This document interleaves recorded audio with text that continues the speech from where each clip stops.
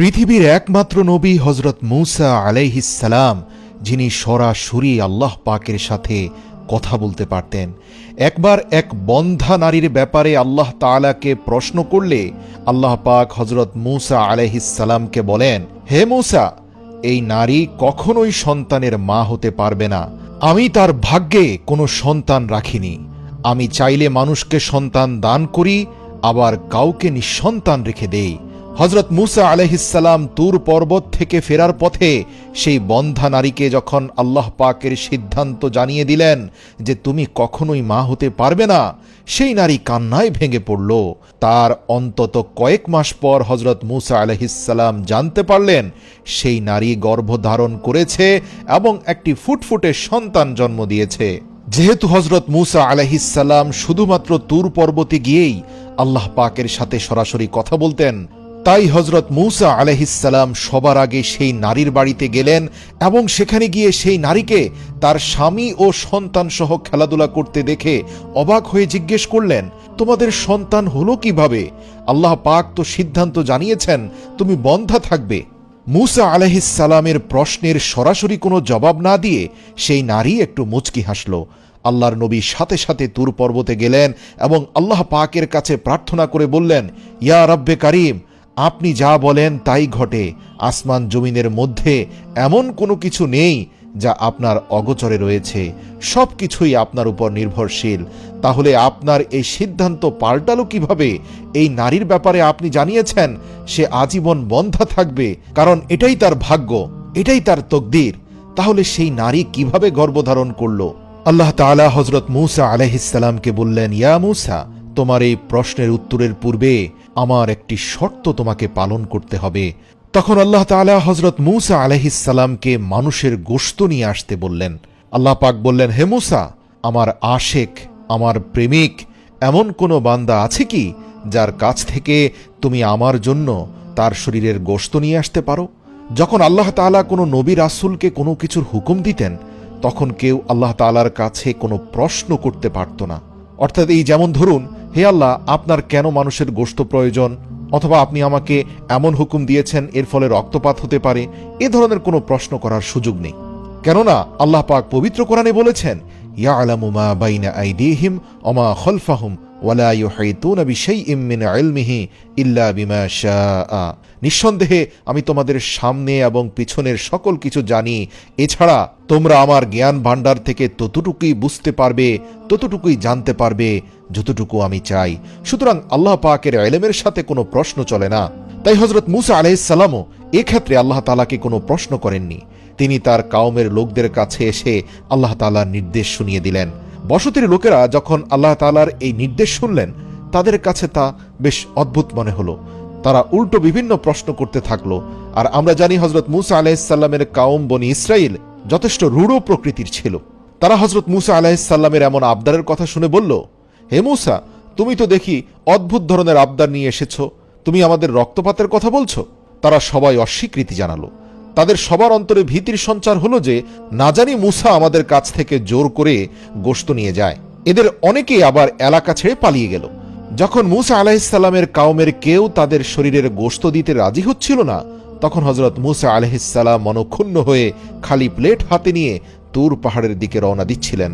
হজরত মূসা আলাইহিস সালাম তুর পাহাড়ের কাছাকাছি যাওয়ার পথে তিনি এক আল্লাহ পাকের অলিকে দেখতে পেলেন। তিনি রাস্তার পাশে প্রখর রৌদ্রের নিচে চুপচাপ বসেছিলেন। তার চোখ বন্ধ ছিল, তার মুখমণ্ডল এবং দুই হাত আকাশের দিকে উঁচু করা ছিল, আর জবানে আল্লাহ পাকের অনবরত জিকির জপে যাচ্ছিলেন। হজরত মূসা আলাইহিস সালাম সেই দরবেশের নিকটে গেলেন এবং তাকে আল্লাহ তাআলার নির্দেশ শোনালেন।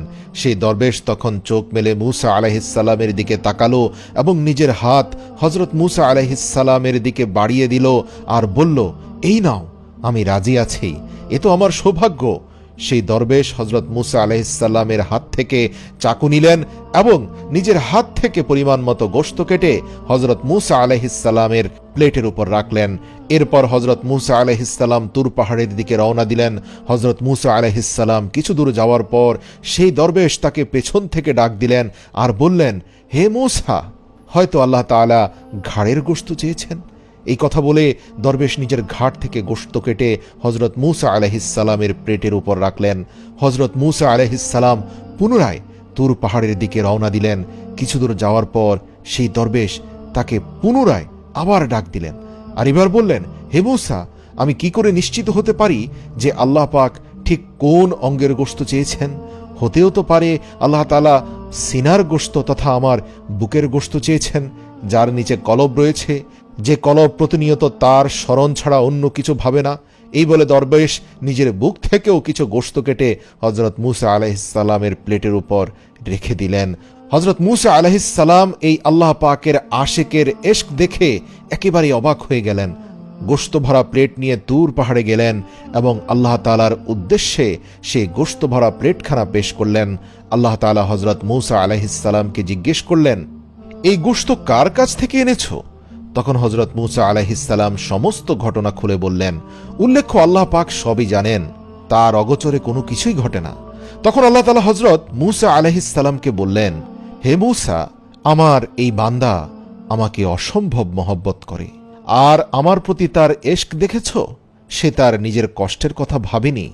আমার এমন কিছু আশেক এই পৃথিবীর বুকে রয়েছে যারা একটি সেকেন্ডও ভাববে না আমার জন্য তারা জীবন দিয়ে দিবে। আমার হুকুম তামিল করার জন্য তারা যে কোনো কিছু করতে প্রস্তুত। এদের হৃদয় ইব্রাহিমের মতো ঈমান দ্বারা পরিপূর্ণ, যে আল্লাহর সন্তুষ্টির জন্য নিজের ছেলেকেও কোরবান করতে প্রস্তুত ছিল। এবার আল্লাহ পাক মূসা আলাইহিসসালামকে বললেন, হে মূসা, এবার তুমি আমাকে বলো, আমার যে বান্দা আমার ভালোবাসায় নিজের জানের এক বিন্দু পরোয়া করে না, আমার সেই বান্দা যদি কিছু চায়, আমি কি তাকে ফিরিয়ে দিতে পারি? জবাবে হজরত মূসা আলাইহিসসালাম বললেন, ইয়া আল্লাহ, নিঃসন্দেহে আপনি আপনার এই সকল আশেক বান্দার দোয়া কবুল করে থাকেন। এরপর হজরত মূসা আলাইহিসসালাম পুনরায় আল্লাহকে প্রশ্ন করলেন, ইয়া আল্লাহ, কিন্তু সেই নারীর সন্তান গর্ভধারণ করার বিষয়টা এখনো আমার জেহানে পরিষ্কার হয়নি। আপনার এই আশেক দরবেশের সাথে সেই নারীর দোয়া কবুল হওয়ার ঘটনাটি কি কোনোভাবে সম্পৃক্ত রয়েছে? তখন আল্লাহ রাব্বুল আলামিন বললেন, ইয়া মূসা, তুমি যখন তুর পর্বত থেকে ফেরার পথে সেই নারীকে তার বন্দা হওয়ার চূড়ান্ত সিদ্ধান্ত জানিয়ে দিলে, তার তকদিরের ফয়সালা জানিয়ে দিলে, তখন সে নারী কান্নায় ভেঙে পড়ল এবং মনে মনে বলতে থাকল, হে আল্লাহ, আমার এমন কি অপরাধ যে আমাকে আজীবন বন্ধা কাটাতে হবে? আমি কখনোই সন্তানের মুখ দেখতে পারবো না। অশ্রুসিক্ত নয়নে সেই মহিলা যখন শোক পালন করছিল, ঠিক এরই মধ্যে আমার এই আশেক সেই নারীর নিকট গেল এবং তার কাছে খাবার চাইল। আমার এই আশেক যখন তার কাছে বলল, হে মা জননী, আল্লাহর রাস্তায় আমাকে কিছু খাদ্য দিন, আমি অভুক্ত রয়েছি, আমি কয়েকদিন কিছু খাইনি। তাৎক্ষণিক সেই মহিলার অন্তরে শয়তান প্ররোচনা দিল, হে নারী, তুমি কেন আল্লাহর রাস্তায় এই দরবেশকে খাওয়াতে যাবে, যেই আল্লাহ তোমাকে আজীবনের জন্য বন্ধা ঘোষণা করেছেন? শয়তানের এই প্ররোচনা যখন সেই নারীর অন্তরে আসলো, সাথে সাথে সে ইস্তেগফার পড়ল এবং সে মন থেকে শয়তানকে সরিয়ে দিয়ে বলল, কখনো নয়, আমার আল্লাহ এই জীবনে আমাকে এমন অনেক কিছুই দিয়েছেন যার শুকরিয়া আমার আদায় করা উচিত। আমার আল্লাহ যদি আমার বন্ধা অবস্থায় খুশি থাকেন, তাহলে আমিও আল্লাহর উপর খুশি আছি, আর আল্লাহর কোনো বান্দাকে আমি অভুক্ত আমার ঘরের দুয়ার থেকে বিদায় দিতে পারি না। আমি সেই নারীর অন্তরের তাকওয়া এবং দৃঢ়তাকে ভালোবেসেছি এবং সাথে সাথে আমার এই আশেকের অন্তরে সেই নারীর প্রতি দয়া সৃষ্টি করেছি। আমার এই আশেক আমার কাছে হাত তুলে সেই নারীর সন্তানের জন্য দোয়া করল, আমি তার দোয়া ফিরিয়ে দিতে পারিনি, আর এ কারণে আমি সেই মহিলার তাকদীরকে পরিবর্তন করে দিয়েছি। আমার যে বান্দা আমার জন্য নিজেকে কোরবানি করার সিদ্ধান্ত নেয়, আমি কিভাবে তার দোয়া কবুল না করে থাকতে পারি? এই নারী এবং আমার এই আশেক, এরা উভয় ছিল আমার পরীক্ষায় উত্তীর্ণ দুজন বান্দা। এদের একজন শয়তানের প্ররোচনার বিরুদ্ধে পরীক্ষায় উত্তীর্ণ হয়েছে, আরেকজন আমার রাস্তায় জীবন দিতে প্রস্তুত রয়েছে। সুবহানাল্লাহ। হযরত মূসা আলাইহিসসালাম আল্লাহ তাআলার এই কথা শুনে খুবই খুশি হলেন। প্রিয় মুসলিম ভাই ও বোনেরা, এই ছোট্ট ঘটনা থেকে আমরা একটা শিক্ষাই লাভ করতে পারি যে আল্লাহ তাআলা আমাদেরকে যা কিছু নিয়ামত দান করেছেন তার উপর শুকরিয়া আদায় করা উচিত এবং সব সময় অন্যের সাহায্য করা উচিত। মনে রাখবেন, অন্তরে শয়তান প্ররোচনা দিবেই। অন্তর এমন এক বিরান ভূমি যেখানে শয়তানের আসা যাওয়ার অনুমতি রয়েছে। তাই আপনার বিবেককে প্রশ্ন করতে হবে, আপনি শয়তানের প্ররোচনা গ্রহণ করবেন কি করবেন না। ইয়া আল্লাহ, আপনি আমাদেরকে বিতাড়িত শয়তানের হাত থেকে রক্ষা করুন। আমিন।